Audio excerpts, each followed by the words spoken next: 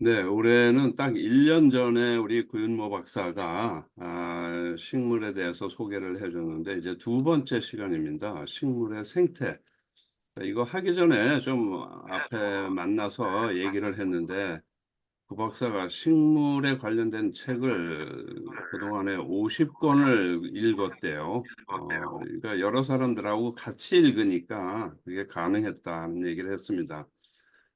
나도 지금 우리 진영준 교수가 번역한 100권 세계문학 그것을 가지고 지금 독서 토론을 하고 있는데 매주 한 권씩 해서 20권을 지금 넘겼습니다. 그래서 역시 함께 하니까 이게 가능하구나. 근데 그렇지만은 정말 식물에 대한 책을 50권을 독파했다는 것도 대단합니다. 우선 축하드리고. 자, 그럼 구 박사한테 바톤을 넘깁니다. 자, 크게 환영해 주세요. 예, 아침에 졸린데 들어와 주셔서 대단히 감사하고 사실은 저도 좀 졸려요.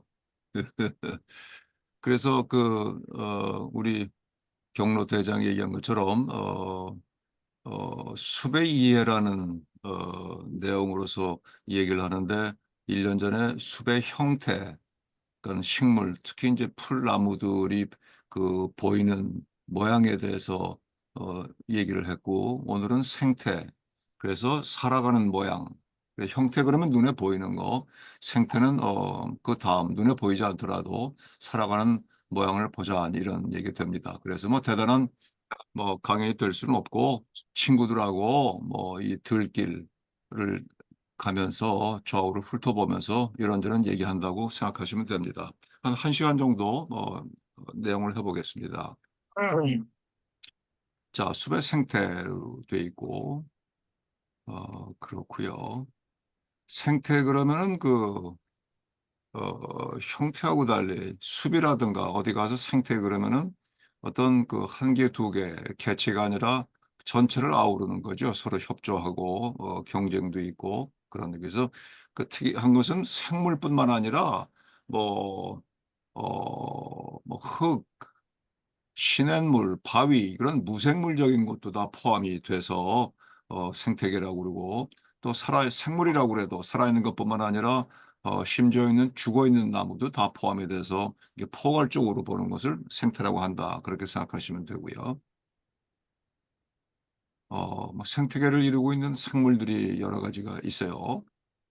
그래서 우리가 관심 있게 보는 개미, 새, 지렁이, 지렁이가 우리 어렸을 때 보면 징그럽다고 그랬는데 사실은 지렁이가 대단한 생물체라는 거죠. 아리스토텔레스가 그랬나요? 땅속의 농부다. Farmers in the earth 그런 얘기를 했어요. 그래서 지렁이도 대단한 생물체고 그런 얘기들이 이쪽에서 뿌리 나무 중심으로 봤을 때 뿌리 근처에서 나무 둥치, 잔가지, 잎사귀, 뭐 높은 가지 그런 것들이 다 포함이 되는 거죠. 높은 가지 까치하고 청설모를 얘기를 했는데 어, 그렇죠. 거기에 더 특이한 것이 뭐냐면 거기에 인간들이 또 포함되어 있으니까 특히 우리들한테 중요한 것이 된다. 생태라는 게 중요한 것이 된다. 이렇게 볼 수가 있죠. 그 아까 우리 윤 대장하고 얘기를 했는데 여러분 다람쥐하고 청설모 아시죠?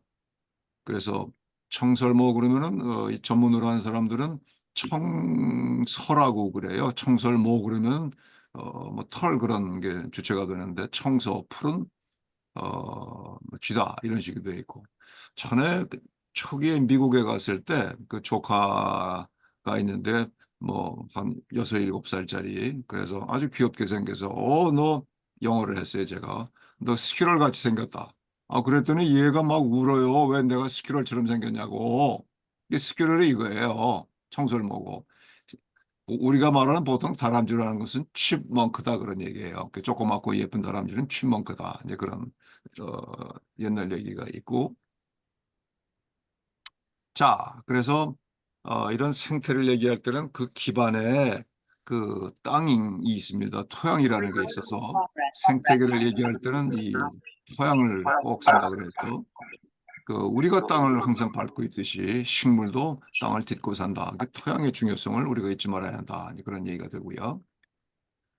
뭐 토양 그러면 뭐 여러분들이 다 아시는 내용이고 그 어떤 안정된 숲의 근본이 토양, soil 혹은 earth가 되고 그리고 인류 문명의 근원이 사실 토양이었다, 땅이었다, 흙이었다 이런 식이 되는 거예요. 그래서 우리가 잘 아는 그 박경리 선생의 토지, 그다음에 펄벅 여사의 뭐 대지 이런 것들이 다 이런 관련돼서 있는 거고 뭐 복잡해요. 여러 가지 요인으로서 토양의 특성이 생긴다 하는 것을 뭐 현상 요인 디어리라고 그러고요. 요거는 알아두시면 괜찮죠. 많이 보던 건데 이렇게 이제 층들이 나눠져 있는데 맨 위가 유기물층 그래서 우리가 숲속에 들어갔을 때 그 낙엽이 떨어지고 상층부가 되는 거죠. 맨 밑에는 모함층 그래서 그 땅 속에 그 바위를 말하는 거고 그 중간이 표토층, 심토층, 모재층이라고 해요. 모재층은 이제 바위에서 이제 흙이 되는 그런 과정에 있는 층이고 유기물층은 아까 말한 대로 이제 그 낙엽이 떨어져서 썩어가는 중이고 표토층 그러면은 흙인데 유기물이 많은 층이 되고 심토층은 더 속으로 들어가니까 어, 규사, 모래 포함을 해서 흙이 많고 유기층은 좀 적은 얘기고 그 유기물층 우리가 보는 건 유기물층이기 때문에 유기물층을 들여다보게 되면은 이렇게 구분을 해요. 그래서 맨 위가 리터, 맨 바닥에 휴무스, 휴무스 그러면은 부엽토 그런 층이 돼요. 그래서 우리가 맨 위에 보는 것은 리터, 뭐 낙엽 같은 거 떨어져 있는 것들, 그 밑에서 이제 발효가 나고 그 다음에 오래 발효가 돼서 이제 땅으로 들어가기 전에 딱딱한 그 유기물층이 되어 있는 거죠. 그래서 맨 위층에 리터층을 보게 되면은 그 이 상층부에 그 이 윗공간에 나무들이 어떤 나무들이 있는가를 알 수가 있고 퍼멘테이션층 이하를 보게 되면은 몇 년 동안 수십 년 동안 어떤 나무가 있었나 하는 것을 알 수가 있다 하는 그런 내용이 되죠. 그리고 중간에 질문하셔도 좋습니다. 뭐 그래서 뭐 색, 특성 뭐 이런 내용들이 있고 그리고 세계 토양의 날이라는 것이 있어요. 그래서 우리가 잘 아는 뭐 3.1절 식목일 그런 것도 있지만 아주 우스운 것들 무슨 그 뭐 참새의 날, 고양이의 날 그런 것도 있는데 당연히 세계 토양의 날이 있어서 어, 표토 보존에 대해서 어떤 그 경각심을 주고 있고요. 그래서 항상 여기도 그 항상 뿌리 주변에 그 다양한 미생물에 대해서 강조를 하고 있습니다. 그리고 여러분 읽어보셨는지 모르겠는데 아까 그 몇 권 책을 얘기를 했는데 델리어 오웬스라는 분인데 이분이에요. 연세가 책 쓸 때가 70세 정도였는데 일생 처음 책을 쓴 거예요. 그 동물 생태학자인데 이분이 쓴 책 이름이 가재가 노래하는 것. 그래서 Where the Crawdads Sing 가재를 뭐 슈림프 같은 건데 Crawdads라고 그러는데요. 제목이 이런데 이거는 그 노스캐롤라이나 그 해안 습지에서 어린 소녀가 버려져서 그 자라나면서 어떤 뭐 사랑, 뭐 심지어 뭐 살인 관계까지 포함돼서 어떤 그 자연의 습성을 잘 묘사를 하고 그 어린 소녀의 그 성장담, 그다음에 뭐 스릴 범죄 이런 내용들에서 영화로도 만들어져서 많이 읽고 이 책에 보면 그런 얘기 나오죠. 생명이 응축된 토양은 무엇보다 풍요로운 지구의 자산이다. 그런 얘기가 됩니다. 그래서 지금 제가 어, 제가 한마디 끼어도 되겠습니까? 예 하십시오. 예, 가제가 노래하는 곳 일독을 권합니다. 추리소설을 겸해가지고 굉장히 재미난 소설입니다. 저도 예, 굉장히 재밌게 읽었습니다. 예 보셨군요. 예, 예, 예. 근데 영화도 있는데 뭐 영화 좋아하는 사람도 있고 책 좋아하는 사람도 있고 여유 있으면 다 해보십시오. 네. 그래서 제가 전공이 화공이지만 세부 전공은 생물화학공학이에요. 그래서 미생물도 다루고 그러는데 그 토양 생물이라는 것. 조금 있다가 우리가 균근이라는 내용, 마이크로라이자를 얘기할 텐데 오늘 말하는 거에 가장 중심되는 그 내용이 아마 마이크로라이자, 균근이라는 것인데 그게 생물의 일종이죠. 그래서 큰 순서대로 척추, 소동물, 원생, 토양, 미생물이 있는 거죠. 그래서 아까 얘기했습니다만 지렁이라는 그 토양 소동물이 작은 입자를 더 작게 만들어주는 그런 역할들을 하는 거고, 더 작게는 원생동물, 그 다음에 미생물, 세균, 곰팡이 같은 것들이 역할을 크게 한다. 이런 식의 내용이 되겠습니다. 그래서 그 미생물이 자연계, 인간을 포함해서, 인체를 포함해서 자연계에 큰 역할을 하는데, 그것을 뭉뚱그려서 마이크로바이옴이라는 거죠. 그래서 정의가 지구 환경이나 생명체 내에서 서로 영향을 주고받으면서 공존하는 미생물 집단이다. 그런 얘기 됩니다. 그러니까 식물에 있어서도 소위 근권, 엽권 그런 거예요. 지하부에는 근권이 있게 되고 지상에는 엽권이 있어서 항상 어디나 미생물들이 있게 되는 거죠. 그런 내용들이 있고, 예, 그 마이크로바이옴 관련돼서는 여러분이 보셨을 텐데 10% Human이라는 책이 있습니다. 그 10% 인간이다 그런 얘기인데 내용은 인간이 가지고 있는, 우리가 보통 몸무게가 한 70kg 나가나요? 70kg 중에 10%만 우리 자신 몸이고 나머지 90%는 미생물이다 그런 얘기예요. 그렇지는 않죠. 실제 70% 중에서 한 2, 3kg 정도가 미생물이에요. 그런데 그 미생물들이 큰 역할을 하고 있는 거죠. 그래서 10%라는 건 아마도 세포의 수, 동물 세포, 인간 세포는 미생물에 비해서 세포가 커요. 그래서 무게로 따지면은 뭐 95%가 인간이지만 실제 그 세포 수로 따지게 되면 대략 얼추 맞습니다. 인간의 세포는 90%, 10%밖에 안 되고 나머지는 미생물이다. 이런 얘기 되는 겁니다. 그래서 우리 구강이라든가 내장이라든가 대장균이라든가 그런 것들이 이런 역할을 하고, 양만 많은 것이 아니라 우리 몸의 여러 가지 대사작용이라든가 심지어 정신작용도 관계한다는 것이 이런 그 마이크로바이옴에 관계되는 얘기죠. 그래서 아까 말씀드린 그 균군이라는 것이 마이코라이자 그래요. 마이코 그러면 곰팡이라는 뜻이고 라이자 그러면은 그 뿌리 그런 얘기 되는 거죠. 그래서 정의는 식물과 미생물이 결합한 일종의 초유기체 슈퍼 오르가니즘이다 그런 얘기예요. 그래서 뿌리에 있는 균은 식물체로부터 탄수화물들 공급을 받고, 균은 식물에게 어떤 그 무기물질이라든가 양분들을 흡수하는 도움을 준다는 그런 얘기가 되겠습니다. 그래서 지상부가 있고 지하부가 있는데 뿌리 바깥에서 혹은 뿌리 세포 안으로 균들이 침투를 해서 도와줘 협력을 한다 이런 내용이 되겠습니다. 그래서 이제 곰팡이 그러면은 우리가 무슨 뭐 균사체 같은 것도 있지만 우리들이 좋아하는 버섯류가 있지 않습니까? 이것들이 다 곰팡이죠. 그 곰팡이의 자실체를 우리가 버섯이라고 그러고, 곰팡이가 있고 트러플 곰팡이 버섯이 있고, 요거는 제가 관심이 있어서 그 균군도 뭐 거대한 그 웹을 형성하고 있는데 두 가지 외생균군이 있고 내생균군이 있는데 이건 뿌리가 되고요. 그 실뿌리가 되고, 바깥에 펀자이 곰팡이가 퍼져 들어가지만 그 세포 안에 침투하지 않는 것은 외생균군이라고 그러고, 내생균군은 한 10% 뿌리 세포의 일부의 세포 안으로 들어가서 생육을 하는 것을 내생균군이라고 얘기를 합니다. 그래서 뭐 소나무, 버드나무 이런 나무들은 소위 외생균군이 되고, 물풀에 뭐 나구성 우리 많이 보죠. 향나무. 그건 내생균군을 형성을 하고, 때에 따라서는 내생, 외생이 다 있는 나무들도 있다. 이런 내용이 되겠습니다.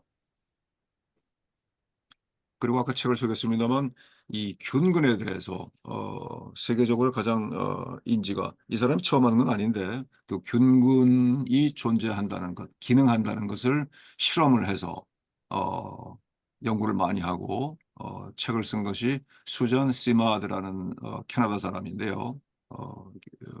브리티시 콜롬비아 쪽에 콜롬비아 대학의 식물 생태학 교수인데, 이분이 어머니 나무를 찾아서 이름이 뭐 Seeking the Mother Tree 뭐 이런 식으로 돼 있죠. 아주 그 설득력 있게 책을 썼고, 말씀드린 것처럼 균군 이런 것은 곰팡이, 진균과 나무 뿌리의 공생체다 이런 얘기고, 그리고 재미있게 우리가 www를 알잖아요. 월드 와이드 웹. 식물이 이 www가 이쪽 입장에서 보게 되면 wood wide web이다 그런 얘기예요. 숲속의 나무들이 독립개체 같지만 전부 뿌리로 연결되어 있다. 아니 그런 얘기 되는 겁니다. 그래서 우리 신경망처럼 이 오래된 큰 나무들은 어머니 나무, 허브가 되고 주변에 있는 작은 나무들, 아직 그 완성체가 안 된 나무들은 노드, 이 매듭이 되고 그 사이에 그 신경망들, 이 연결망을 균근류가 하고 있다, 마이크로라이저가 하고 있다, 이제 그런 얘기가 되겠습니다. 여러분 숲속에 들어가면은 이 균근이라는 것, 마이크로라이저라는 것을 항상 염두에 두시면 도움이 됩니다. 심지어 그 물리학하는 사람들은 그 가이아라는 가설을 하죠. 그, 그 지구의 여신, 지구의 항상성을 보는 여신을 가이아 그러는데 저 포함해서 이쪽을 많이 본 사람들에게는 균근, 마이크로라이저가 사실은 가이아다, 지구의 여신이다 그렇게 얘기하는 사람들이 있고 설득력이 있습니다. 그래서 이분이 수잔 시마드예요. 그래서 그 브리티시 콜롬비아 쪽에 큰 나무들이 많은데 투야 플리카나라는 나무인데 이 어머니 나무의 가장 큰 나무인데 거기에 들어가서 찍은 사진이고 그렇습니다. 그리고 이분이 강의를 많이 다녀요. 그래서 뭐 테드라든가 유튜브에도 양반 작품들이 많이 있습니다. 자, 균근이 있고 균근과 유사한 것, 비슷한 레벨은 아니지만 특이는 우리 잘 알고 있는 나이트로젠 픽세이션, 질소 고정 토양물이 있어요. 이거는 라이조비움, 라이조바이옴 그렇게 되는 거죠. 우리 다 알고 있는 거죠.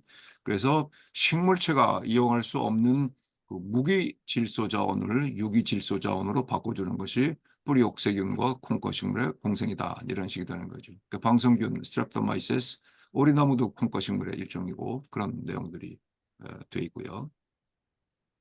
그리고 이제 아메리카 원주민, 뭐 남미, 북미, 중미에 그 옥수수를 많이 키우는데 옥수수가 발상지기도 하죠. 거기 원주민들은 키울 때 그 세 가지 식물을 같이 키운다고 그래요. 옥수수하고 요거는 콩이 되죠. 콩이고 호박을 같이 심는데 이것도 일종의 그 협력이 되는 거죠. 옥수수는 키가 크게 자라서 햇볕을 많이 받아서 탄소 동화 작용으로서 탄수화물을 만들고 콩은 어, 그 질소를 땅에서 만들어내고 호박은 뿌리를 많이 뻗어서 땅속에서 물을 받아들이고 그리고 다른 잡초가 자라는 걸 막아준다. 그래서 그 옛날부터 그 아메리카 원주민들이 이렇게 질소 고정화를 포함을 시켜서 같이 심는다 하는 것이 알려져 있고 자, 뭐 생태로 좀 들어가 보면은 숲의 사계절 지금은 여름에서 가을로 들어가고 있죠. 그래서 봄, 여름, 가을, 겨울인데 봄에는 뭐 상식적입니다만 이제 준비하는 입장에서 여름에 활발한 생육을 위해서 그 줄기에 많은 물이나 수액을 준비를 하고 있고 여름에서는 생장기라서 어린 나무들은 길이생장, 성목은 부피생장을 한다. 부피생장은 그 옆으로 벌어지는 거고 길이는 나무가 키가 크는 거죠. 그 다음에 저장기에는 줄기나 뿌리에 양분을 저장한다. 이런 내용이 되겠습니다. 이런 것은 우리가 식물을 잘 알지만 그래도 가끔 이제 상식적으로 보는 거죠. 고정생장이라는 것이 있고 자유생장이 있다 그런 얘기예요. 그 나무가 여러 가지가 있지만 소나무, 잣나무, 은행나무, 포플라가 있는데 그 고정생장이라는 것은 겨울 눈이라고 있죠. 그 겨울에 보면 잎이 떨어지고 가지가 있는데 거기에 눈이 버드가 달려 있어요. 그래서 그거는 어, 땅 속에 꽃이 아니라 가지 위에 핀 꽃이다. 아니 그런 얘기를 하죠. 겨울 눈에서 다음에 자랄 줄기가 나오거나 꽃이 나오게 되죠. 그래서 고종생장은 한 번 겨울 눈이 줄기의 원기를 가지고 봄에 자라서 그 다음에는 가을에 여름에 들어가면 성장이 멈춘다 하는 것들이 고종생장이고 자유생장은 봄에 그 눈에서 자란 잎들이 있지만 그 다음에 다시 하엽을 형성을 해요. 그래서 지금 팽나무 경우를 봐도 이거는 춘엽이고 이건 하엽이에요. 그래서 하엽은 좀 연하고 추운 봄은 아무래도 시간이 지났으니까 좀 두껍고 색깔이 짙는 그런 경우인데 이런 것은 고정생장 여기 춘엽만 있는 것은 고정생장이라고 그러고 하엽까지 있으면은 자유생장이다 이제 그런 얘기가 되는 거죠. 그래서 자유생장이 있게 되면은 더 빨리 자라는 어, 키라든가 부피가 더 빨리 자라게 돼 있죠. 요거는 이제 그 1년에 그 월차로 봐서 수고생장 얼마나 많이 자랐냐 그런 얘기죠. 그래서 고정생장은 봄에 자라고 그 다음에 이 자유생장은 8, 9월, 10월 심지어 가을 들어가서 좀 자란다는 게 되는 거죠. 이것들이 더 빨리 자라고 많이 자라고 그렇게 되고 목재로서 키울 때도 이 자유생장이 더 유리합니다.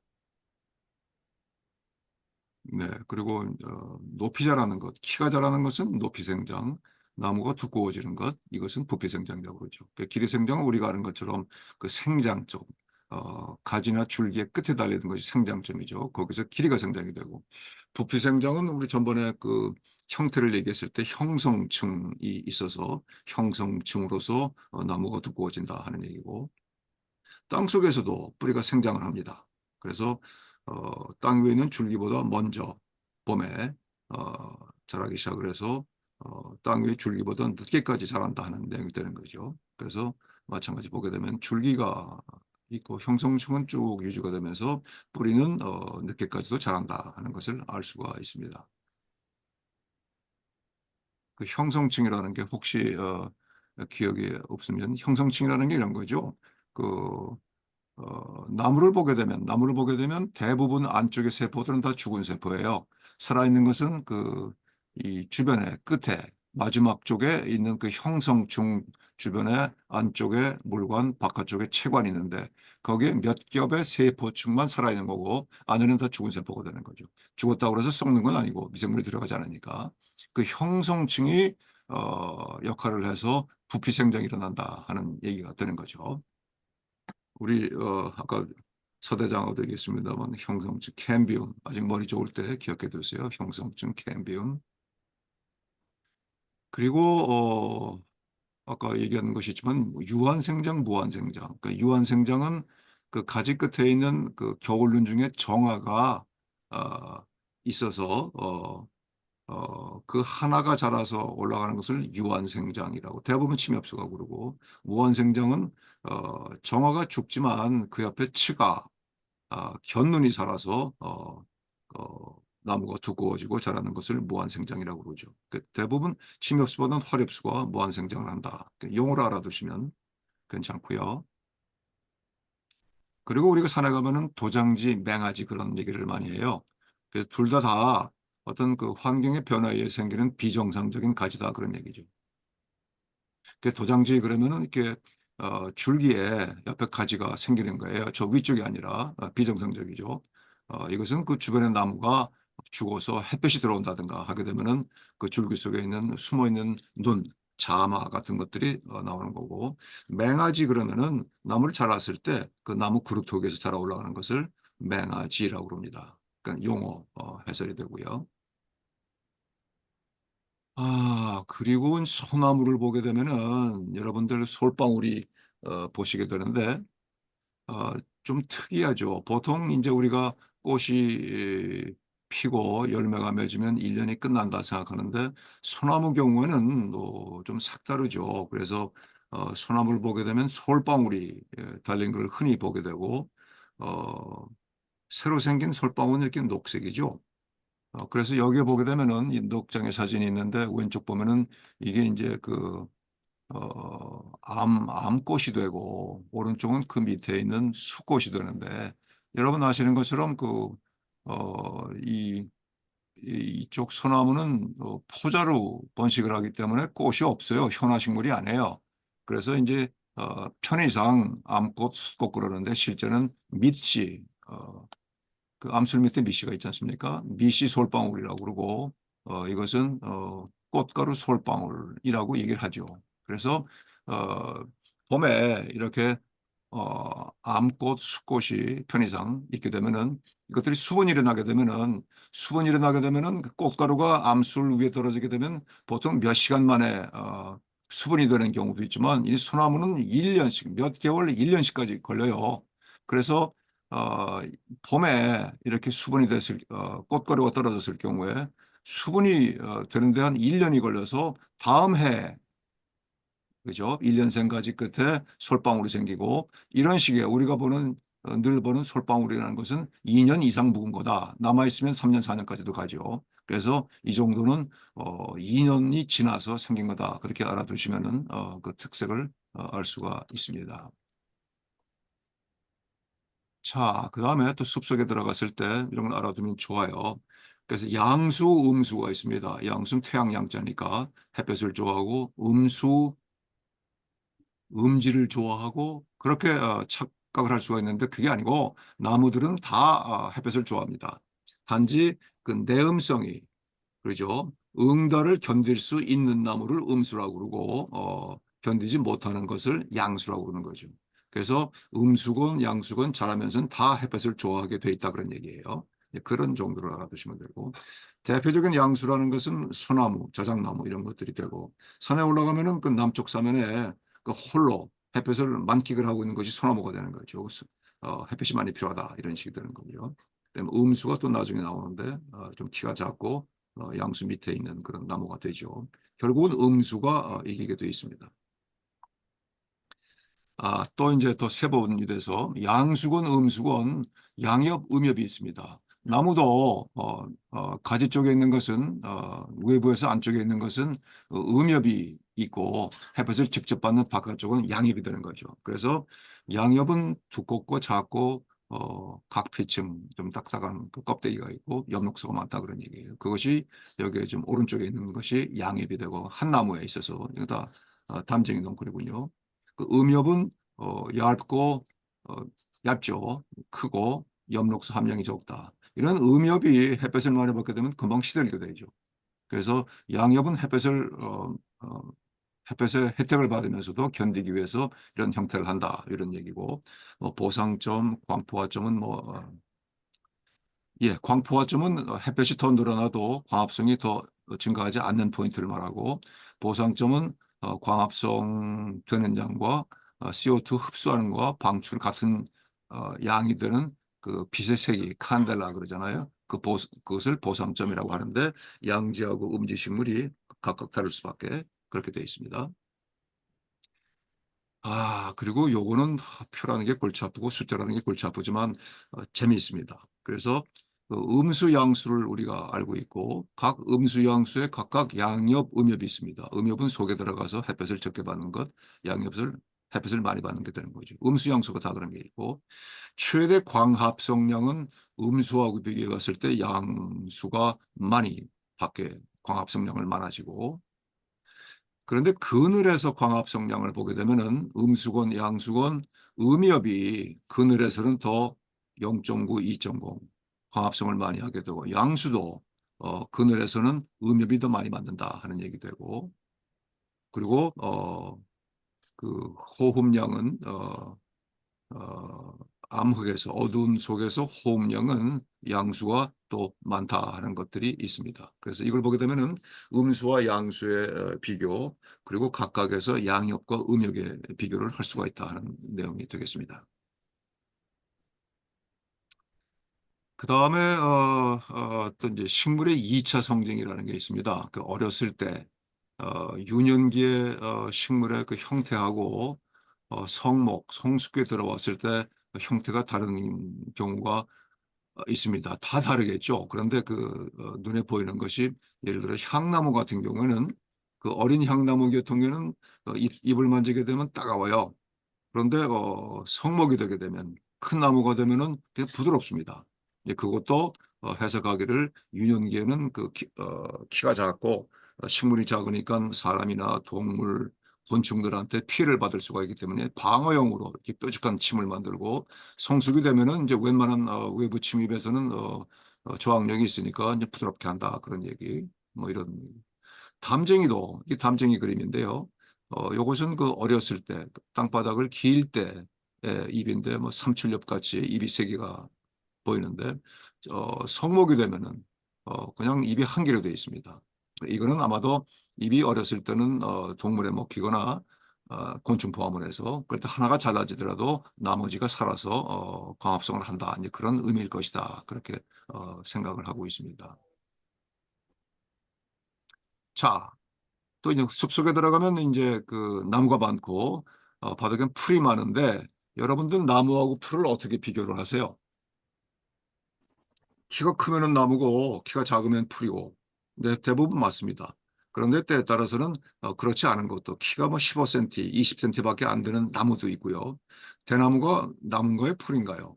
그런 내용도 되고 그렇습니다. 그래서 어, 해석을 할 때는 그러죠. 에너지 측면에서 나무는 유지에, 메인테너스에 더 에너지를 많이 쓰게 되고 그 나무가 서 있다 그런 얘기죠. 그 서 있는 것도 에너지가 많이 들어가는 거죠. 근데 풀의 경우에는 에너지의 거의 전부를 꽃을 피우는 데 쓴다 그런 얘기예요. 여러분 추측이 가시는 거죠. 뭐 1년생 풀이 이렇게 유지에 에너지를 쓰지가 않죠. 1년생은 이제 1년 피고 지기 때문에 다음 생식, 번식을 위해서 꽃을 열심히 피워서 다음에 수종을 해서 다음 2세가 생기는 거죠. 그래서 전부, 에너지 전부를, 거의 전부를 꽃을 피우는 데 사용한다 하는 것이 나무와 풀의 차이점, 전반적인 느낌으로 되어 있고, 네, 형태적으로는 그 나무에는 아까 이제 그 나무 줄기에 피는 꽃이라고 그랬죠. 그래서 bud, 꽃눈이 되거나 잎눈이 되거나 줄기눈이 있습니다. 그 나무에는 그 다음 해를 위해서 눈이 있고 풀은 눈이 없습니다. 그죠? 어, 개별적으로 있는 것도 있습니다. 무슨 참나리 같은 경우에는 주아, 그래서 눈이 있긴 있지만 예외적이고 대부분의 나무하고 풀을 할 때 나무에서는 눈이 있고 풀은 그렇지 않다. 그리고 아까 말씀드린 것처럼 그 형성층이 나이트를 형성하는 형성층이 반복적으로 매년 생기고 풀은 한 번만 생긴다. 1년 단위로 한 번만 생긴다. 그런 얘기. 그리고 특이한 것이 구성 성분이 볼 때 식물이기 때문에 셀룰로스가 있습니다. 그죠? 예, 섬유질이 있는데 나무 같은 경우에는 이런 구조, 나무는 때에 따라서 100m가 넘는 나무도 있죠. 그런 구조를 하기 위해서는 대단한 어떤 그 구조적인 특성이 있어야 됩니다. 그래서 우리가 그 콘크리트를 만들 때 그 철근이 들어가고 시멘트가 들어가잖아요. 그 철근에 해당되는 것을 우리가 리그닌이라고 보는 거죠. 그래서 이건 카보하이드레이트 탄수화물이 아니고 뭐 페놀류가 되는데 그 리그닌이 나무에는 리그닌이 포함되어 있지만 풀에는 리그닌이 없이 셀룰로스, 섬유소밖에 없다. 이렇게 구별을 할 수가 있고요. 어렵죠. 하지만 우리 소회장말들, 우리 경기 출신들은 이런 거 대략 다 아시잖아요. 그렇죠? 그래서 나무에는 리그닌이 있으나 풀은 그렇지 않다. 정도를 알아두시고 나무와 꽃. 예, 그래서 현화식물 그러면 꽃이 핀다는 얘기죠. 그래서 유성생식이 암술수술 수분이 된다는 거고 무성생식도 있었다. 그 진화 초기에 현화식물이 생기기 전에는 꽃이 없었고 뭐 포자라든가 무슨 버드를 뭐 혹은 이제 인위적으로 휘무지 꺾고지를 통해서도 유성생식이 아니라 생식 없이 무성생식으로도 번식을 한다 이런 내용들이 있고요. 광합성, 그죠? 그 우리가 식물을 생각할 때 여러 가지 측면이 있지만 커다랗게 볼 때 한 단면은 그렇죠. 우리 지구상의 모든 생명체의 생명을 유지하는 데는 에너지가 필요한데 그 에너지는 모두 어, 햇볕, 태양 에너지에서 나오는 거고 그런데 우리가 뭐 사람이 태양 에너지를 이용할 수가 있습니까? 뭐 겨울에 나가서 양재 나가서 따뜻하다 하는 정도죠. 이건 물리적인 얘기고 유기적으로 우리가 먹는 식량이라든가 그 사람이 그렇고 모든 동물들의 식량, 유기 자원들은 모두 식물의 광합성에 의해서 일어나는 거예요. 그죠? 그래서 식물이라는 것이 이런 그 에너지 측면 그리고 영양, 그 식량의 측면에서 몹시 중요하다. 이제 그런 얘기가 되어 있습니다. 그래서 이제 광합성 할 때는 여러분이 잘 아시는 것처럼 어, 이산화탄소와 물로부터 이건 포도당이에요. 글루코스인데 탄수화물과 산소를 만들어낸다. 다 중요한 것들이죠. 이산화탄소를 감축을 시키고 물을 순환을 시켜서 산소를 만들어내고 탄수화물을 만들어낸다 하는 얘기고, 거기에는 이 반응이 있지만 이 반응은 언제나 벌어집니다. 그러나 반응 속도가 아주 느리죠. 그래서 반응을 가속화시키기 위해서 효소를 쓰게 되는데 엔자임이라고 그러죠. 특히 이제 루비스코 효소라고 있는데 그 자연계에 가장 많은 효소가 수없이 많지만 우리 몸속에도 수천 개의 효소가 지금 작용을 하고 있어요. 여러분 지금 졸리죠? 그 졸린 거의 이유 중 하나도 그 수천 개의 효소 중에서 몇 가지가 덜 활성화되어 있어서 그래요, 아침에. 그런데 그 수많은 효소가 자연계에 그 5만 가지 효소가 있는데 가장 많은 양을 가지고 있는 것이 광합성 효소, 루비스코 효소다 그런 얘기예요. 이거는 뭐 전체를 다니면서 재본 게 아니라 그, 그 비행기를 타고 가보면은 우리나라 산림을 가거나 어, 브라질을 가보거나 그 푸른 나무들이 많이 있죠. 푸른 나무들이라는 것이 엽록소가 많다는 거고 엽록소에는 다 광합성 효소가 있다. 아니 그런 얘기 되는 겁니다. 이 정도 알아두시고 어떻게 햇볕이 에너지를 주느냐 하는 그런 내용들. 이거는 루비스코 효소가 이 효소의 일부가 되는 거고 RUBP가 라이벨로스 1,5 비스포스페이트라는 물질인데 이 물질을 다른 물질을 바꾸는데 효소가 작용을 한다 그런 얘기예요. 효소가 적절한 그 스테레오타입을 주어서 반응이 잘 되게 한다 이런 내용들이 있고 이거는 실제 효소의 모양이 그렇다 하는 거죠. 네, 그런 정도 광합성을 하고 광합성 중요한 내용이죠.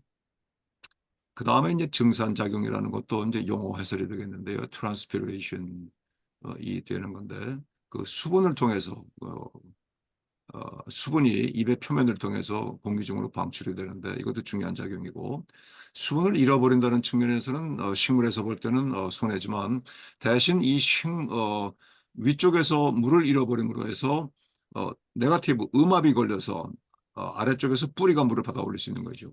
그래서 뭐 받아오고 올라가면은 뭐 똔똔 같습니까? 아니죠. 물의 양은 그럴 수가 있는데 밑에서 뿌리에서 물을 받아들이면서 여러 가지 뭐 비타민, 무기물질, 뭐 질소, 인 같은 걸 받아들이게 되는 거죠. 그래서 증산은 물을 끌어올리기 위해서 필요한 것이다. 그렇게 되는 거죠. 이게 수동 흡수 그러면은 위에서 손실된 물을 보충하기 위해서 올라가는 거고 능동 흡수는 뿌리 쪽에 있었던 그 삼투압 농도, 세포벽을 사이에 두고 농도가 달라서 생기는 압력에 의해서 흡수하는 것을 능동 흡수라고 한다. 그렇게 알아두시면 되고, 네, 뭐 그런 얘기를 했습니다. 요거는 일종의 팁이 되겠습니다. 그 집에 정원에 나무가 있거나 아니면 화분에 어, 식물이 있는데 물을 어떻게 주느냐 하는 얘기죠. 그러니까 일반적인 것은 뭐 식물의 특성에 따라 다르지만 조금씩 물을 자주 주는 것보다는 가끔 once in a while 흠뻑 주는 것이 좋다 그런 얘기예요. 그 이유는 물을 조금씩 주게 되면 물이 표면에만 위치하게 돼서 땅 깊숙이 못 들어가죠. 그 식물들의 뿌리가 위쪽에만 분포하게 됩니다. 그래서 만약에 건조한 상태가 되면은 물이 금방 말라서 식물이 죽게 되는데 흠뻑 물을 주게 되면 물이 밑에까지 내려가서 그 물을 흡수하기 위해서 뿌리가 밑에까지 뻗는다 그런 얘기예요. 그렇게 되면은 나중에 혹시 표면에 물이 부족해도 땅 속에 있는 물까지 흡수할 수가 있어서 어, 나무 생장에 더 유리하다 하는 얘기, 가끔 흠뻑 물을 주라 하는 얘기가 되겠습니다.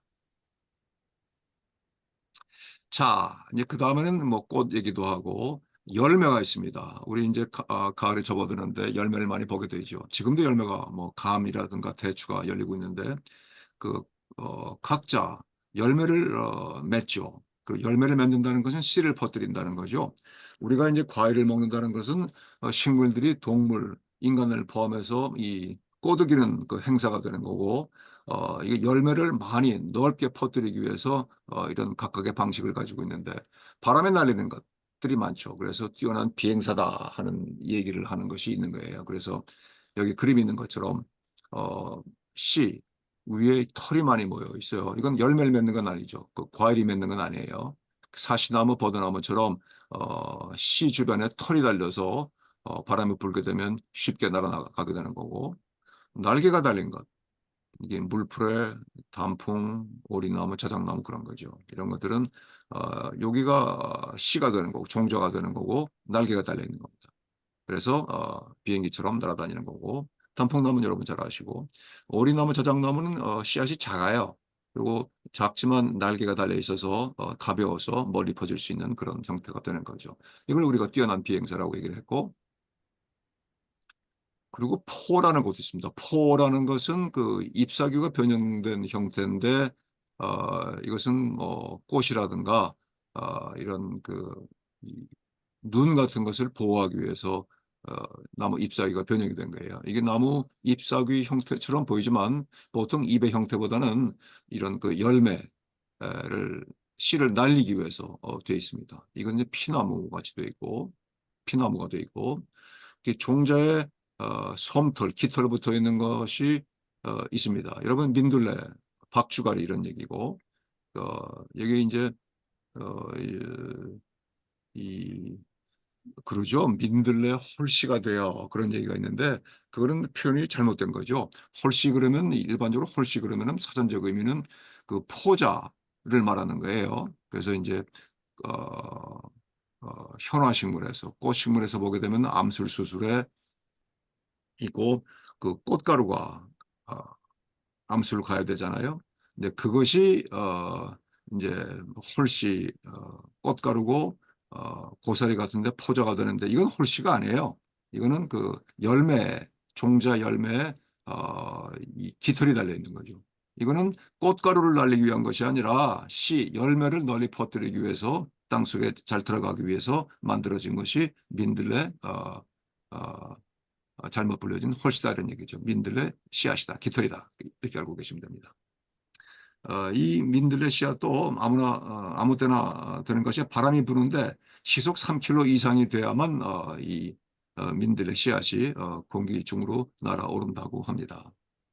박주가래 씨앗이 돼 있고, 자, 뛰어난 비행사라고 그랬는데 뛰어난 항해사도 있어요. 그 비행사보다는 덜 알려져 있지만 예를 들어서 이 꽈리 같이 생긴 것, 이것이 모감주 나무의 열매인데 이것이 충분히 익게 되면 말라서 이런 형태가 되고 이게 떨어져서 물 위에 떨어지게 되면 이런 형태가 되는 거죠. 배같이 생겼죠. 실제 배 역할을 합니다. 이 까만 딱딱한 열매가 나중에 염주를 만들 때 쓰기도 하는데 배를 타고 시냇물에, 강물에, 심지어는 바다를 건너기도 해요. 우리나라 모감주 나무의 어, 자생지가 그 서해안 연안의 안산 쪽에 있는데 그런 어, 추측을 하죠. 이게 아마 그 일본, 중국의 산동 반도에 있는 모감주 나무가 이 배를 타고 자기가 만든 배지만 바다를 건너서 그 서해를 건너서 서해안에 상륙을 했다. 뭐 이런 식의 뭐 얘기를 하는데 뭐 사실이 맞는 건지는 또 연구를 해봐야 되죠. 그 다음에 이제 비행사 항해사가 있지만 동물의 몸에 붙은 것들 여러분 뭐 잘 아시는 것좀 도깨비, 독고마리, 가막살이, 우엉뱀 뭐 이런 것들이 있습니다. 여기서 여러분 그 찍찍이 벨크로이가 또 탄생을 하게 되죠. 그 여러분이 아시는 혹은 모르는 그 열매가 되는 거예요. 은행 여러분 아시고 조금 전에 얘기한 모감주가 있고 솔방울 아시고 메타세콰이어 그 아파트 근처에 높이 올라간 나무가 있죠. 30m, 40m. 메타세콰이어의 그 열매가 이렇게 생겼습니다. 실제 씨는 이 인편 사이사이에 들어있죠. 한 개 혹은 두 개씩 숨어 있는데 이걸 가지고 아이들이 씨를 묶어서 꽃씨를 묶어서 놀기도 하고 도토리 아시고 잣나무 솔방울이에요. 솔방울은 이걸 우리가 익숙하지만 솔방울이 길이가 길고 좀 그 어설프게 생긴 것이 잣방울이 되고 벽오동이 또 이렇게 열매가 아, 아, 잎사귀에 낙엽에 달려 있고 그다음에 오리나무도 아까 얘기한 그 메타세과에 비슷하지만 산에 가보면 이렇게 직경 한 1cm 정도로 이런 걸 많이 보실 수가 있습니다. 그리고 이제 단풍나무 여러분 익숙하지만 단풍나무하고 가죽나무의 그 낙엽 열매를 보게 되면 재미있어요. 여러분 단풍나무 아시고 가죽나무는 참죽나무하고 비교를 하는데 좀 많이 보셔야 되고 그 열매가 재밌습니다. 단풍나무는 이렇게 생겨서 프로펠러처럼 생겨서 나무에서 떨어져서 빙글빙글 돌면서 땅바닥에 떨어지죠.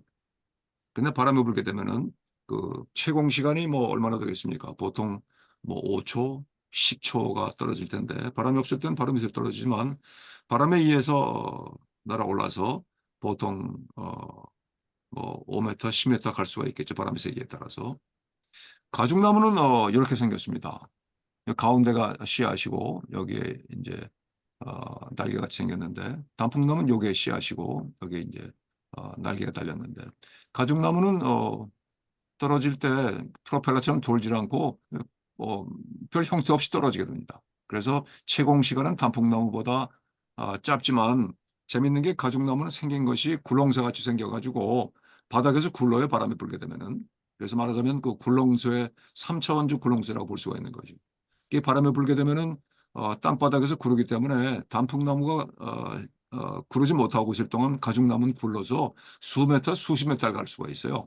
그래서 이것도 마찬가지. 그 열매를 맺는 게 뭐냐면은 과일을 만들어서 뭐 곤충이라든가 새라든가 먹고 멀리 날아가서 퍼뜨리라는 얘기가 되는 거죠. 그래서 이런 그 가죽나무 같은 경우도 진화에 의해서 이런 형태가 띄게 된 거고 그 형태만 본다고 그러면 가죽나무는 단풍나무보다 훨씬 영리한 거죠. 더 멀리 퍼지게 되니까. 네, 그렇게 단풍나무하고 가죽나무 열매를 비교해 봤고요. 예. 그 다음에 여러분 아시는 것, 보셨을 거예요. 가산포라는 게 있습니다. 그 씨앗 퍼뜨리는 건데, 오토콜이라고 그래요. 씨앗 퍼뜨리는 데는 보통 두 가지로, 오토콜이 혹은 알로콜이 그러는데, 알로콜이면 타력 분산, 그래서 다른 힘을 빌리는 거죠. 바람을 힘이 빌리거나, 동물의 힘이 빌리거나, 뭐 그런 얘기가 되는 건데, 오토콜은 자력에 의해서 씨앗을 퍼뜨리는 거예요. 여러 가지 방법이 있는데 봉소나 여러분 아세요? 뭐 현철인가요? 만지면 뭐 톡 터질 것 같은 그런 가사가 있는 것처럼 봉소나 이름도 학명입니다. impatience, impatience, balsamina 좀 방향 냄새가 나는 모양이죠. 그런데 이 속명에 속종이다. 속명의 impatience가 impatience예요. 조급한 그런 뜻이 되고 봉선화가 영어 일반명이 touch me not입니다. 그러니까 forgive me not 그러면은 뭐 물망초가 되지 않습니까? touch me not은 봉선화예요. 나를 만지지 마세요. 만지게 되면 어떻게 되죠? 다음 동영상에서 볼 텐데 만지면 어떻게 되는지. 중국에서도 이름을 급성자라고 돼 있어요. 성격이 급하다 이런 얘기죠. 왜요? 한번 볼까요?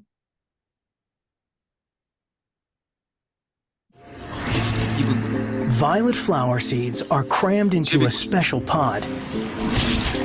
As the pod dries out, the pressure is intense. Eventually, something's got to give.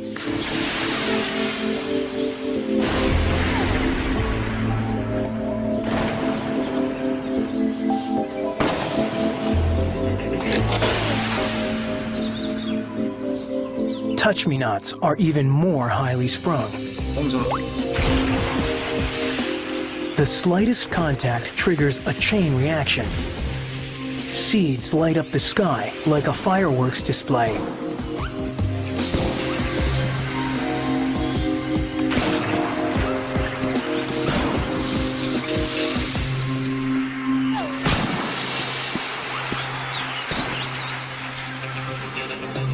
Another dramatic display comes from this unassuming-looking plant, the squirting cucumber. It only takes a tiny vibration, and the cucumber starts a spectacular show.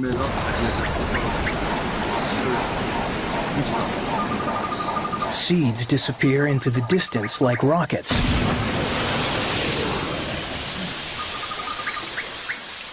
Spreading new plants in every direction.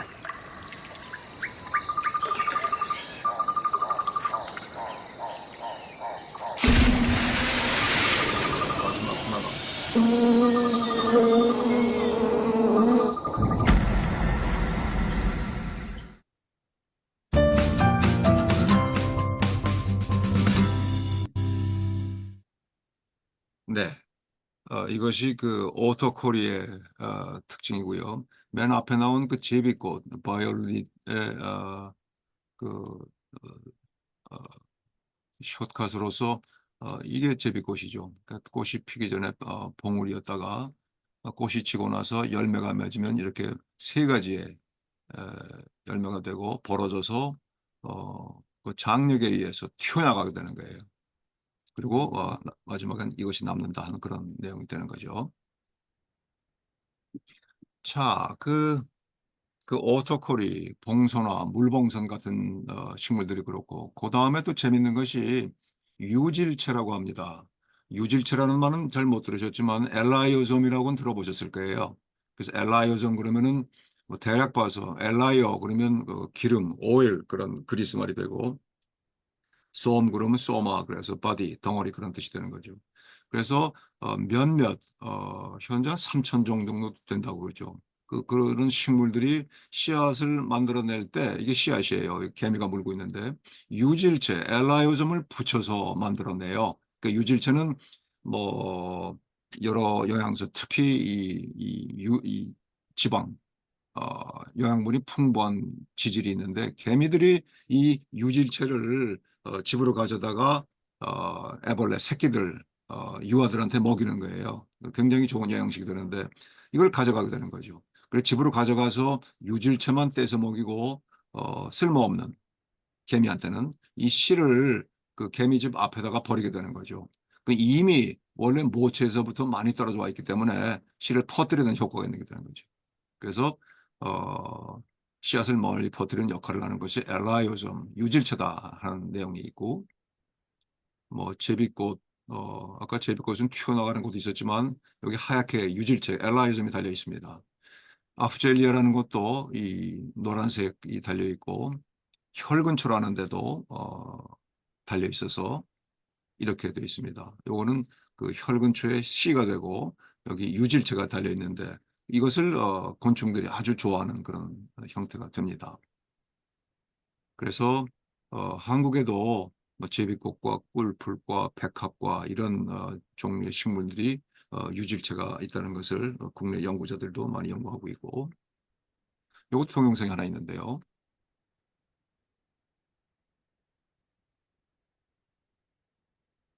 여기 하얀 게 유질체예요. 노란 게 씨고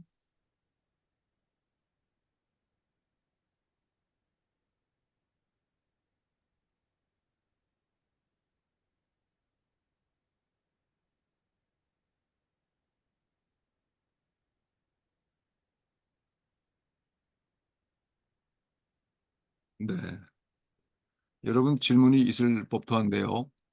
그 개미가 유질체를 먹지만 그 씨는 안 깨무냐 이런 질문이 있을 수 있는데 대부분 유질체를 만드는 그 씨앗들은 대부분 딱딱해서 개미 이 어금니로서 뚫을 수가 없게 되어 있습니다.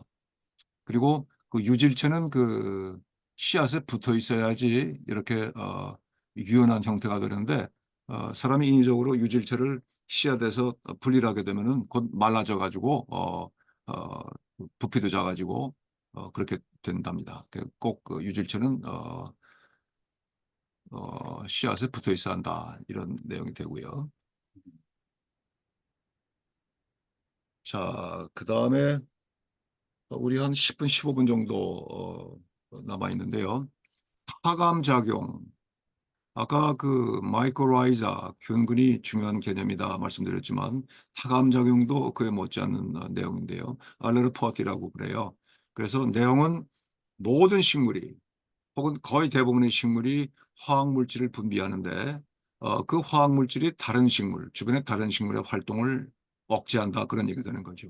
그런데 다른 식물의 입장에서 볼 때는 해로운 화학물질을 내는 거예요. 그런데 그런 물질들이 페놀이나 탄닌이나 뭐 이런 것들이 있는데 이건 식물들이 늘 내는 겁니다.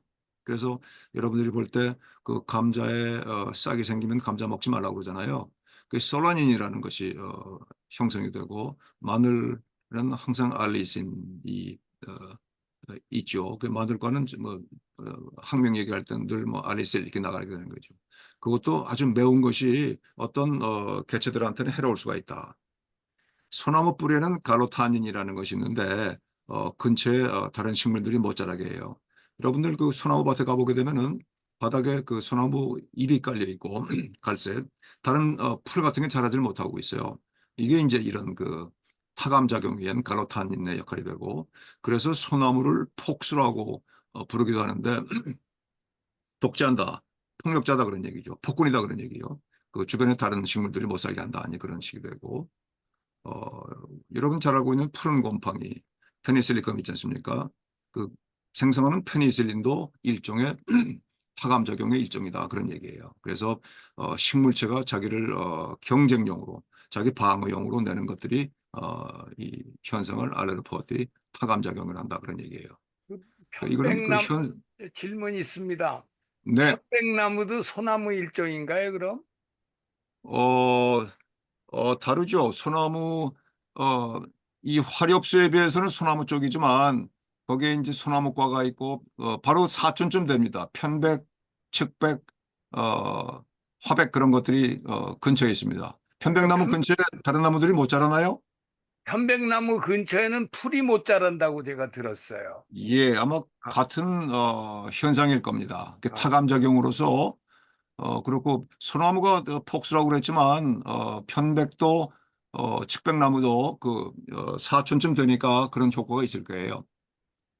네, 그래서 이제 그 인덕션 오브 알레로 케미컬 그래서 어떻게 그 유도가 되느냐 그런 얘기예요. 그래서 심한 햇볕을 받거나 자외선이거나 상처를 받거나 아니면 그 질병이 생겨서 이런 그 스트레스가 생기게 되면은 이런 알레르 케미컬을 생성을 하고 이동을 시켜서 주변의 대상 식물에 대해서 영향을 준다 하는 얘기고 그렇습니다. 그래서 스트레스가 받은 나무가 그런 그 타감 물질을 내면은 그 VOC가 돼서 날아가거나 아니면 비가 와서 줄기를 타고 내려가서 리칭이 되거나 그 땅 속에서 이렇게 이러저러한 방법을 써서 대상 타겟 식물체에 영향을 주게 되는 거죠. 그래서 이런 그 VOC라고 그러죠. 휘발성 유기물질이 되는데 여기서 나온 잎사귀가 VOC를 낸다 그런 얘기예요. 그래서 이러저러한 방법으로서 주변 식물들을 못 자라게 한다, 견제한다 그런 얘기예요. 대부분 뭐 그렇겠거나 생각이 드는데 여기 보면 파라시토이드 어트랙션이라는 게 있어요. 메뚜기가 있고 이런 지렁이 같은 게 있죠. 이렇게 해서 포식 기생충이라는 건데 그런 거죠. 이런 물질을 내게 되면은 그 왜 물질을 내냐면 그 곤충의 어떤 해충의 자극을 받아서 그 물질을 내게 되면은 그 물질에 유도가 돼서 이런 곤충이라든가 작은 동물이 온다는 거죠. 여러분 그 무당벌레 아시죠? 이 무당벌레는 그 예쁘고 우리가 애들이 좋아하는 건데 사실은 그 무서운 놈이에요. 이름을 레이디버그라고 그래요. 레이디버그 그러면은 여러분 기독교에서 My Lady, Our Lady 그러면 성모 마리아를 얘기하고 이 중세 때 그 농부들이 곡물을 키우는데 진딧물이 퍼져서 곡식들이 다 죽게 되니까 방법이 없어요. 뭐 사람들이 손으로 할 수 있는 게 제한이 있으니까 그 기도를 드렸답니다. 뭐 하느님, 뭐 마리아님 퇴치해 주세요. 그랬더니 하늘에서 무당벌레가 때로 내려와서 진딧물을 다 잡아먹었다는 거예요. 그래서 마리아가 보내주셨구나. 그래서 레이디버그라고 그러는데 이것도 사실은 알레르 케미컬, 이제 타감 작용에 의해서 이 진딧물의 공격을 받아서 알레르 케미컬을 내고 그 알레르 케미컬에 의해서 무당벌레가 유도돼서 왔다 이런 식이 되는 거죠. 이런 걸 파라시토이드 포식 기생충이라고 그런 얘기가 되는데 이런 현상도 있다 하는 것을 말씀을 드리고 자, 그 다음에 또 산에 갔을 때 여러분들이 좀 유효하게 쓸 수 있는 거가 충영이라는 게 있습니다. 인섹트 골이라고 그러는데 산에 가보게 되면 그 나무에 열매 같은 게 맺어 있어요. 예를 들어서 그 떡갈나무, 참나무 위에 보게 되면 이런 게 있으니까 이게 열매인 줄 아는데 근데 떡갈나무, 참나무 열매는 그 도토리 아니에요. 그 이상하다 뭐 이런 식인데 그 식물체 곤충이 산란 기생해서 생긴 이상 발육된 부분이다 그런 얘기예요. 혹이다 그런 얘기죠. 이 충은 그 곤충이고 벌레충이고 이 영자가 혹영이라는 한자인데요. 이게 충영이라고 그러죠. 그래서 무화과 말벌이라든가 참나무 혹벌이라든가 이거는 이제 떡갈나무인데 이런 게 생기는 것은 이것은 식물체죠. 근데 정상적인 게 아니고 곤충의 공격을 받아서 식물체하고 곤충이 타협을 해서 만들어내는 거죠. 나무 전체를 죽이지 말고 니들은 여기서 살아라 이런 식이 되는 겁니다. 그래서 여러 가지가 있는데 계달의 충용, 뭐 오배자 같은 것들, 북나무에 생기는 것들, 이건 참나무 잎 혹벌 혹은 떡갈나무 잎 혹벌이라는 거죠. 이것은 도토리가 아니지 않습니까? 그죠? 다른 잎도 아니에요. 그것은 충용이다. 이렇게 알고 계시면 좋습니다. 이제 마지막 내용이 될 텐데 또 산에 가면은 재밌는 것이 수관 기피 현상이라고 있습니다. 크라운 샤이니스 그래요. 크라운 그러면은 이제 뭐 왕관, 나무 꼭대기 이런 식이 되고 샤이니스 수줍어한다 그런 얘기죠. 이거는 그 소나무 숲에서 바닥에서 하늘을 보고 찍은 거예요. 이런 식으로 되어 있습니다. 그래서 나무끼리 개체끼리 붙질 않아요. 사이에 공간을 두고 있는 거죠. 이게 뭔가 이런 걸 수관 기피 현상이라고 그러는데 대부분 그 같은 수종끼리 있을 때 그리고 비슷한 나이 수령의 나무들이 있을 때 이런 현상이 생기는데 우리나라에는 소나무, 참나무, 그다음에 도금냥과 무슨 그 유칼립터스 같은 나무들이 대표적인데 이런 일이 왜 생기느냐 그런 얘기예요. 그래서 저희 같이 이제 그 공학한 사람들, 특히 이제 기계공학 쪽이랄까요? 그런 쪽은 눈에 보이는 게 제일 증거가 되는 거죠. 이건 아마 뭐 기계 물리적인 현상이다.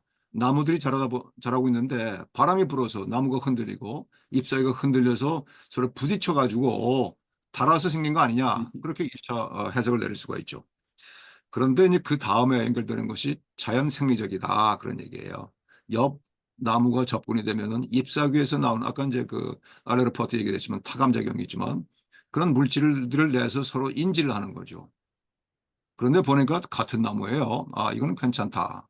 그러면서 대신 거리를 두자. 그쪽으로 자라지 말자. 그런 식이 될 수도 있고 더 나간 사람들은 환경윤리적 현상이다. 이타적인 것이다. 다른 사람들을 위해서 이 나무 밑에 있는 풀들을 위해서 햇볕을 주기 위해서 환경 윤리적인 그 거룩한 마음에서 나무들이 안전하고 있는 것이다. 길을 낸 것이다. 그런 얘기하는 사람도 있습니다. 이런 어느 쪽에 비중을 두십니까? 네, 이런 것을 수관 기피 현상이라고 그러고 그러죠. 이런 것 다 이건 실제 사진입니다. 밑에서 위를 보고 찍은 사진이 돼서 꼭 무슨 뭐 늪가에 물이 흐르는 것 같은 그런 모양이 돼 있고 이게 하나가 남았군요. 그 다음에 이제 그 여러분들 산에 들어갔을 때 이 나무들이 앞으로 5년, 10년, 100년 동안 이 나무가 유지될 것이냐 아니면 시간이 변하기 때문에 환경이 변할 것이다. 이제 그런 얘기를 하죠. 그래서 이것을 숲의 천이 현상, 석세션 이어간다 그런 뜻이 되는 거죠. 그래서 불안정한 상태, 변한다는 건 불안정한 상태인 거죠. 안정된 숲으로 나아가는 것을 천이 과정이라고 그러죠. 그래서 쭉 안정된 형태로 가서 나중에 남는 것을 극상림이라고 그래요. 클라이맥스 포레스트라는 거죠. 온대에서는 서나무, 개서나무 같은 것들 있죠. 우리나라에서는 소나무가 아주 많이 있지만 이것이 서서히 참나무류로 서나무, 단풍나무로 향해 간다 하는 것이 숲의 천이라는 거죠. 천이를 보게 되면은 더 큰 스케일로 봐서는 나지, 맨 땅이 있다가 식물이 없습니다. 바위 덩어리가 될 수 있는 거죠. 그 위에 그 지의류가 생기고 그 다음에 선태류가 생기고 있길 말합니다. 초본류, 그 다음에 키 작은 관목, 떨기나무, 그 다음에 키 큰 나무, 양수성, 소나무 같은 것이요. 그 다음에 음수성 키 큰 나무, 이런 서나무, 단풍나무로 간다 하는 것이 숲의 천이 현상이 되고 그걸 그림으로 그린 거죠. 이렇게 이제 초기에 나지가 맨 땅이 있는데 지의류, 리켄이라고 합니다. 리켄 얘기가 왜 안 나오는지 모르겠는데 이 지의류라는 것은 그 곰팡이하고 LG, 조류하고 공생이 되는데 그 맨 땅에다가 흙을 만들고 거기에 이끼류가 생기고 그래서 양수림이 되고 호남림이 되고 나중에 극상림이 되는 거죠. 그러니까 소나무류가 있게 되고 단풍나무, 서나무 이런 것들이 된다 하는 그런 얘기가 되고 같은 그래프인데 지면에 도달하는 빛의 세기는 점점 나무들이 많아지니까 낮에 비해서 빛이 떨어지게 되고 대신 토양의 두께는 점점 두꺼워진다. 그 바위를 포함하지 않은 이 부식도 포함해서 토양의 두께는 길어진다 하는 얘기고 건성 얘기를 했고 습성은 이제 호수라든가 있었을 때 고인물이 있을 때 부영화가 돼서 물이 사라지고 수본이 돼서 다시 건성천리를 따라간다 이런 모양이 되겠습니다. 지금 뭐 다 끝났다고 생각하는데 자꾸 나오네요. 지으류라는 것은 리겐이라고 부르죠. 그래서 산에 가면 바위에 무슨 그 페인트 칠한 것 같은 게 있는데 그게 페인트가 아니라 사실은 지의류 땅에 옷을 입혔다 그런 얘기 되는 거죠. 그 실제는 곰팡이, 펀자이와 조류가 새가 아니라 이 녹조류, 칼조류 할 때 조류가 됩니다. 그 LG의 공생체가 돼서 곰팡이 이런 식이 되고 조류들은 곰팡이는 그 바닥에 깔려서 구조를 만들어주고 바닥에서 수분을 공급을 하면 그 수분을 가지고 녹조류는 광합성이 되니까 광합성을 합니다. 만들어진 탄수화물을 곰팡이에 줘서 공생이 된다 하는 그런 얘기 되는 거죠. 그리고 이 지으류는 상당히 민감해서 그 오염물질이 많을 땐 자라지를 못해요. 그래서 예를 들어서 아황산가스가 30ppm 정도 이하일 때는 잘 살지만 도심에 가까워져서 농도가 높아지게 되면 살 수가 없다. 그래서 지표식물로서 오염을 측정하는 지표식물로서 많이 쓴다 하는 것도 상식이 되겠습니다. 그래서 지으류도 이렇게 페인트 칠한 것처럼 되어 있는가 하면은 약간 무슨 잎사귀 같이 되어 있는 것, 나무 같이 되어 있는 것, 그래서 수상, 엽상, 고착이 되어 있고 그거에 여러 가지 이런 게 다 지으류가 됩니다. 그죠? 그래서 이제 보통은 바위 위에 있어서 우리가 알게 되는데 반점같이 나무 위에도 이렇게 나무 모양으로 자랄 수가 있고 무슨 뭐 분말같이 되어 있기도 하고 이게 전부 다 지으류가 됩니다. 이거는 뭐 실제 박물관, 미술관에 갖다 놔도 될 정도로 뭐 예술적인 가치도 있다고 보는 이것들이 지으류가 되는 거죠. 요거는 이제 그 아까 말한 페인트, 요거는 엽상 이런 게 되고 이 위에 있는 것들, 이것들이 이끼류가 되는 거죠. 그 지으류에서 약간의 뭐 필름 정도의 토양이 생기게 되면은 거기에 이끼류가 선태류가 자란다 하는 내용이 되겠고요. 요거는 작년 초에 제가 그 남미에 그 영창이 현이랑 같이 갔을 때 거기에 그 라구나 까탈이라고 볼리비아에 라구나 까탈 그러면 뭐 검은 호수 그런 뜻이 되는 거죠. 그 바위에 보면은 이렇게 이 지으류가 나무에도 피어 있는 지으류가 있고 뭐 이런 식의 모양이 있는 거죠. 거기서 찍은 사진이 되겠고요. 자, 이제 그 결론을 하게 되면 숲의 생태가 있어서 그 사막은 숲의 생태라고 하기에는 너무 황량하죠. 그래서 구조적으로 다양한 숲이 안정된 숲이다 하는 얘기. 그리고 또 특징 중에 그 살아있는 것뿐만 아니라 죽어있는 것도 생태의 일부다 그런 얘기죠. 실제 생태, 자연스러운 숲이라는 것은 그 쓰러진 나무들, 썩어가는 나무들도 있는 것도 실제 제대로 된 다양한 안정된 생태다 이렇게 볼 수가 있는 거예요. 그래서 뭐 대비적으로 어른이 되고는 살아있는 생명체가 있어서 제대로 된 생태가 아니다 하는 얘기예요. 그래서 이제 다시 복습을 하면 양수 소나무가 있었지만 점점 단풍나무, 서나무가 하고 더 키가 작은 진달래 철쭉이 있고 그 밑에는 이끼 고사류가 있는 것. 그것이 진정한 숲의 형태다 이런 식이 되겠습니다. 그래서 이제 약간의 어떤 경각심으로서는 식물맹이라는 게 있다 그런 얘기죠. 그 식물나 몰라. 근데 아마 우리 시골에서 자란 사람들하고 달리 우리 고등학교 동창도 마찬가지지만 식물병이 많을 거예요. 그 여러분 질경이들 산에 가면 질경이라고 있죠. 어디 가나 있는데요. 뭐 질경이 어떻게 생겼는 줄 아세요? 다 아시죠? 근데 모르는 분이 생각밖에 많아요. 그래서 이런 식물이 인간에게 미치는 영향이나 전체 생태계를 인지 못하고 있는 것을 plant blindness라고 그러고 혹은 자연 결핍증 등호군 이런 거. 그 왜 아까 우리 동창 얘기를 하면은 어디 골프장을 갔는데 여러분이 다 아는 동창이에요. 저하고도 친하고 그 옆에 그 능소화가 멋있게 그 피어 있어요. 분홍색으로.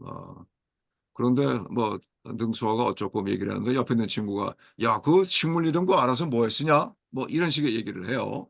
그래서 그때 생각나는 것이 좀 알아야 되는데 식물도 알고 이름도 알아야 되는데 그런 생각이 드는 거죠. 여러분 그거 아시죠? 자연, 이 식물, 생태계는 전혀 인간에 대해서 인간에 대해서 관심이 없습니다. 숲이 인간을 위해서 우호적으로 생겨나고 자라는 게 아니에요. 숲은 숲대로 전혀 무관심하게 자라고 있지만 그것을 인간이 보고 이걸 호혜적으로 생각을 하고 또 그렇게 표현을 함으로써 우리 자신에게 그리고 후손들한테 좋은 영향을 미칠 수가 있는 거죠. 그래서 식물 맹해서는 안 되겠다 하는 그런 얘기를 드리고 그 다음에는 이런 내용을 조금 준비를 해봤는데 식물은 하급생물체냐? 그 서울대 교수가 그런 얘기를 해요. 옛날에 그 서울대에서는 동물학과가 있고 식물학과가 있는데 선생들이 서로 싸운대요. 자기 과가 더 우수하다고 대상이. 동물이 또 상급이고 식물은 하급 아니냐 그런 얘기인데 여기에 대해서도 할 얘기가 꽤 있습니다만 오늘 시간이 대략 됐으니까 오늘 이 정도로 어, 얘기를 하고 이런 참고문을 보시면 좋고 네, 여기까지 말씀을 드리겠습니다. 감사합니다. 네.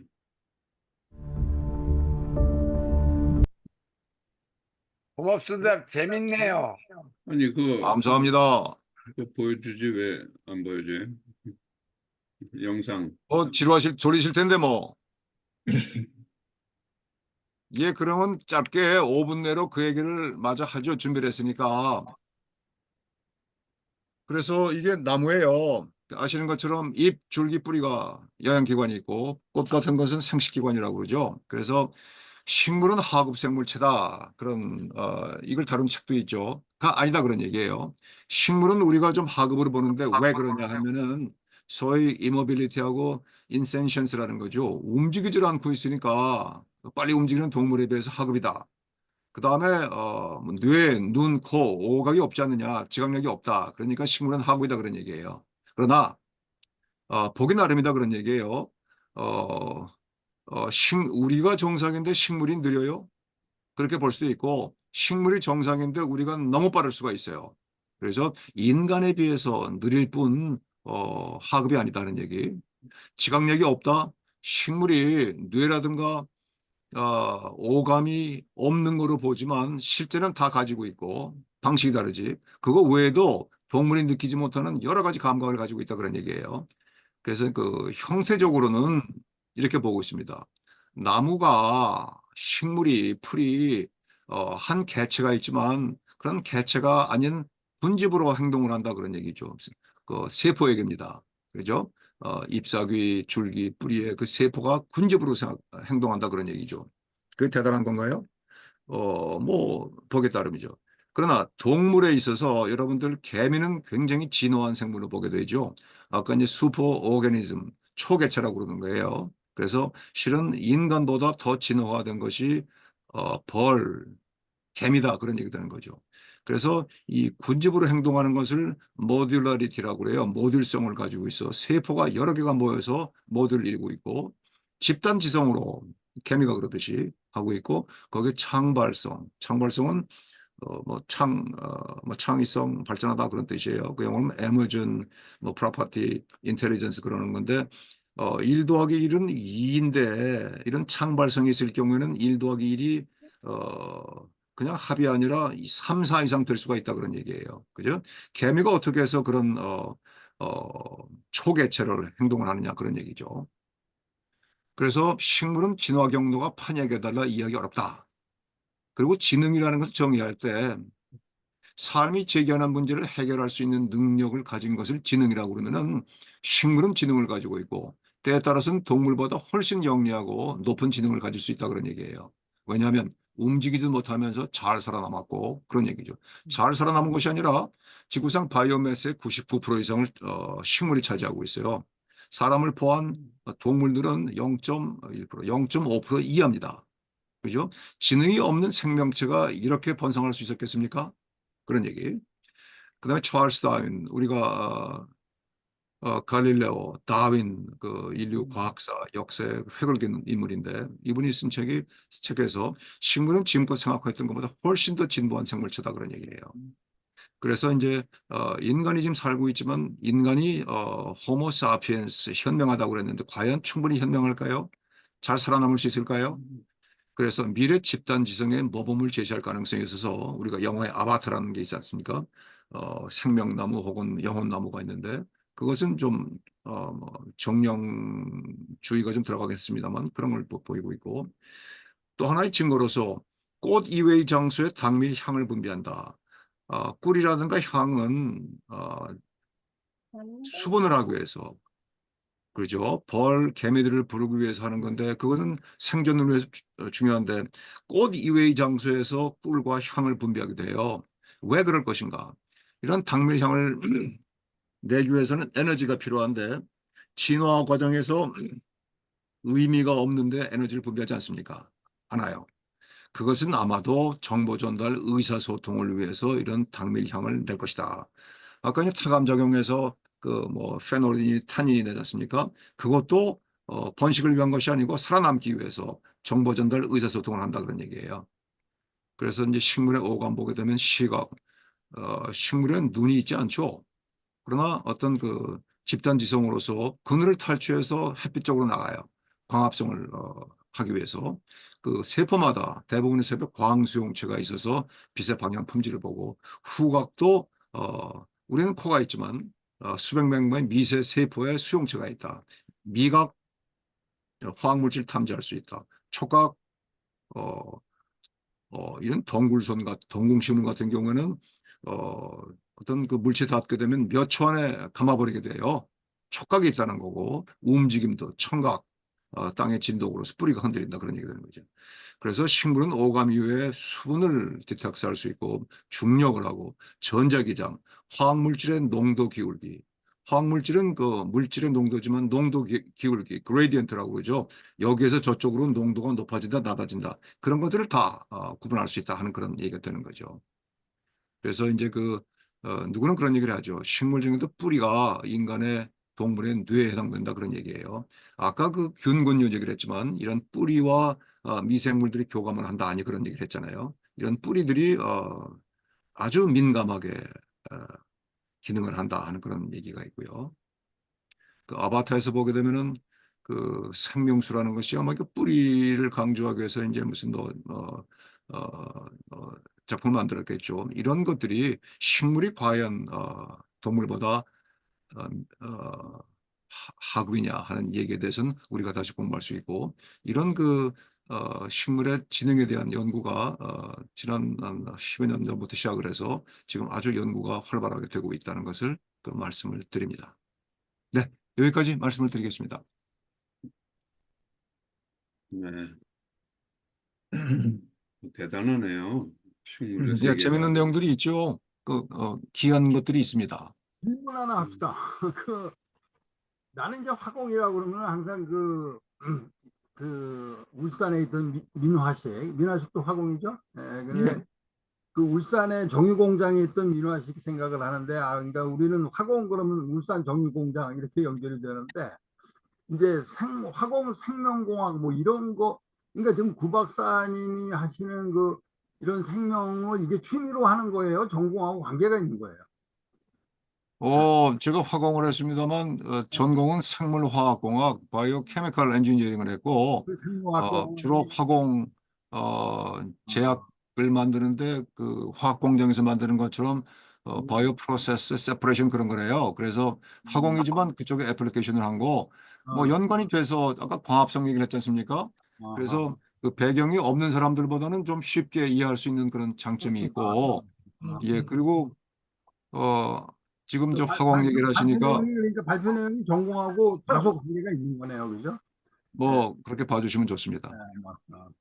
아니 그러니까 뭐 그래서 제가 네이버에 들어서 화학 생명공학 뭐 이런 걸 한번 찾아보니까 그 생명공학하고 연결돼 있더라고요. 그래서 저는 상당히 제가 하나 질문할까요? 네, 서 박사님. 예. 저는 이 양평에서 식물하고 아주 부대끼면서 살고 있어요. 그러면요. 정원 머슴일을 많이 하고 그러다 보면은 식물들이 나한테 굉장히 도움을 주고 뭐 정신적으로도 힐링을 주고 많이 하는데 일부 식물들은 아주 사람을 귀찮게 해요. 아주 못 살게 하고 잡초와 전쟁을 해야 되고 어제는 우리 미측백나무 울타리 위에 막 뒤엉켜 있는 환삼을 제거하느라고 아주 투쟁을 했는데 손도 많이 뵙겠어요. 뭐 온몸이 긁히고 옷을 입고 하는데도 그래요. 아, 내가 한 가지 지엽적인 얘기지만은 얘기하고 싶은 거는 아까 그 나무가 자라는 것 중에서 도장지 얘기가 나왔는데 우리가 이제 유실수를 키우다 보면은 이 도장지가 이렇게 직립으로 똑바로들 막 올라옵니다. 그러면은 이게 밑에 이 기존의 그 가지들의 열매를 맺기가 힘들거든요. 그래서 이제 이 유실수의 도장지는 다 제거를 가급적 안쪽에서 자라는 애들을 해줘야 되는데 이게 식물이 직립으로 올라가면 도장지처럼 이 정부 우세성이 있어요. 정상할 때 그 꼭대기 정자 피크. 그래서 이게 더 우세하게 계속 굵게 높이 자랍니다. 그런 밑에가 이제 그늘이지고 이제 수확이 떨어지게 되죠. 그래서 그 도장지를 다 제거를 하는 그런 작업을 또 귀찮게 해야 되는 그런 일이 있어요. 그래서 이 식물들이 내가 도움을 많이 받고 즐기면서 가드닝을 하고 하는데 그런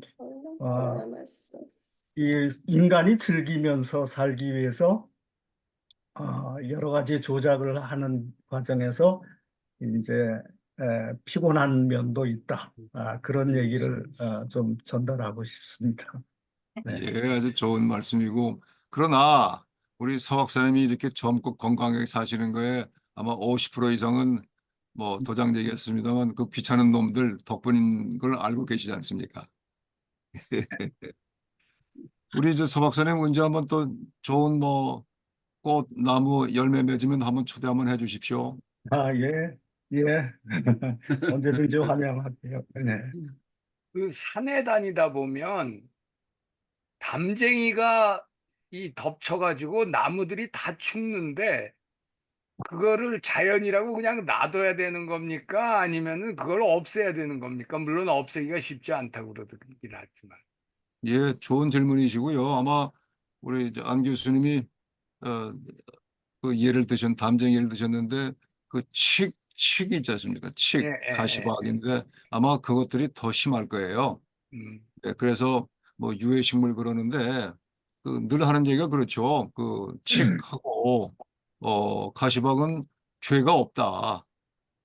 그렇게 생긴 건데 제대로 아까 뭐 생태 말씀드렸습니다만 제대로 놔두는 것이 정상이죠. 그러나 우리가 또 사람이 살고 있고 또 도시로서 기능을 해야 되기 때문에 어, 어, 저도 이 기능이라든가 편의를 보게 되면 제거를 해야 된다. 특히 이제 칡 같은 경우에는 나무가 말라 죽어요. 뭐 이제 그런 거기 때문에 어느 정도 제거를 해야 된다고 생각하는데 제거를 안 해요. 근데 그것이 인력 자원이 모자라서 그런 건지 어떤 생태적인 건지 그거는 잘 모르겠습니다. 계속 좀 얘기를 해봐야 될 거라고 생각이 돼요. 이 치기에 엄청나게 그 지독한 놈들이에요. 생명력이 강하고 이게 정원을 일을 하는 사람들 입장으로는 이 사방에서 자라서 그 촉수를 뻗습니다. 그러면은 화초들이나 나무를 다 파괴를 시키거든요.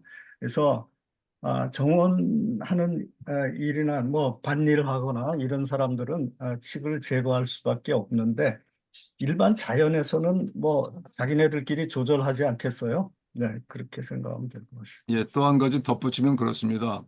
그 환삼동굴 칡 아주 힘들고 그 꽃 갖고 오는 사람, 나무 갖고 오는 사람, 농부들은 힘든데 여러분 루페라고 확대경이 있어요. 손에 들고 다니는 거. 그 루페를 가지고 우리가 지금 미워하고 있습니다. 칡이라든가 가시박, 환삼동굴 그 꽃을 들여다보세요.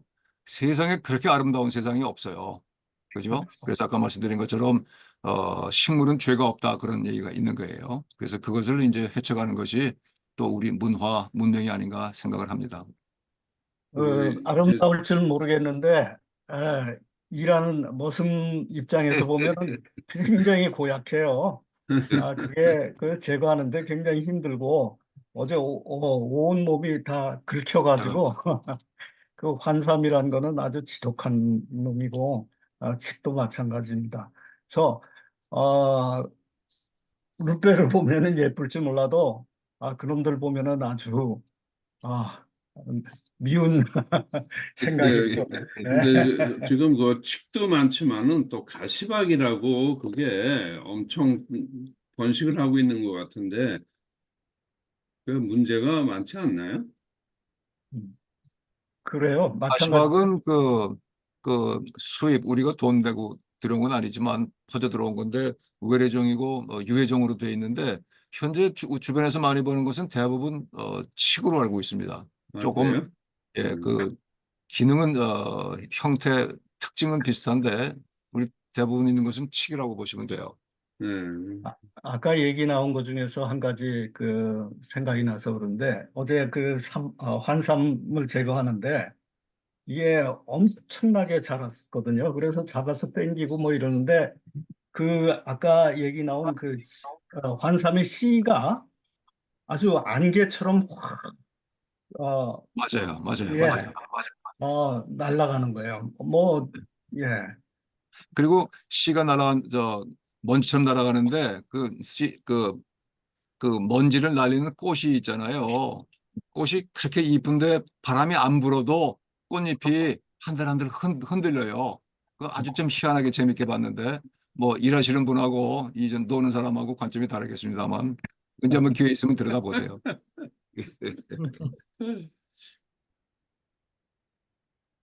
네. 더 질문이 있나요? 네, 더 질문 없으면은 오늘 특강은 여기서 마치기로 하고요. 오늘 정말 식물의 생태, 식물의 세계에 대해서 너무 새로운 걸 많이 배웠습니다. 감사합니다, 우리 구윤모 박사. 박사 예, 고맙습니다. 감사합니다. 네, 재미있고 매끈한 강의였습니다. 네, 고맙습니다. 아이고, 고맙습니다. 감사합니다. 이제 또 링크가 올라올 거죠? 예, 예. 감사합니다. 네, 자, 수고하셨습니다. 여기서 감사합니다. 마치겠습니다. 네. 네, 감사합니다. 고맙습니다. 감사합니다. Have a good 좋습니다.